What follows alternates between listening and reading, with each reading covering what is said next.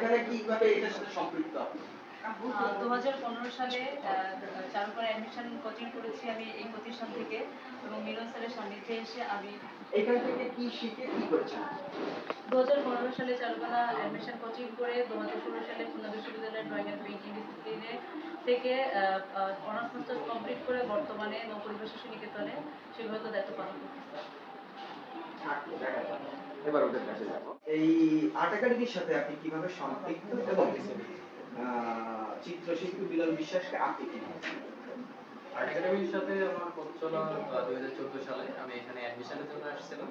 এর পরবর্তীতে এখান থেকে অ্যাডমিশন শেষ করে খুলনা বিশ্ববিদ্যালয়ে প্রিন্ট মেকিং ডিসিপ্লিনে পড়াশোনার সুযোগ হয়েছে। থেকে অনার্স মাস্টার্স আর মিলন স্যার হচ্ছে আমার দেখা মতে উনি খুলনার একজন বিখ্যাত মানুষ। ওনার হাত ধরে অনেকেই আসলে চারুকলাতে ভর্তি হয়েছেন এবং এখন উনি বাচ্চাদেরকে নিয়ে দীর্ঘদিন ধরে কাজ করতেছেন। সেই হিসেবে উনি একজন গুণী মানুষ হিসেবে আমি এই মানুষটা অনেক কিছু যোগ্যতা রয়েছে, বিশেষ কিছু যোগ্যতা আছে। বিশেষ কি যোগ্যতা আছে একটু জানতে চাইবো। কেন মানুষটাকে অন্য 8-5 মানুষ থেকে একটু ভিন্ন মনে হয় আমার কাছে মনে হয় যে তিনি ছবি আঁকার পাশাপাশি তিনি সর্বোচ্চ চেষ্টা করে গেছেন যে যারা স্টুডেন্ট আছে তাদেরকে তার যে প্রতিভা আছে এটা সবার কাছে বিলিয়ে দেওয়া এবং আমাদের মাধ্যমেই সে প্রাপ্তিটা খুঁজে পেতে চাই।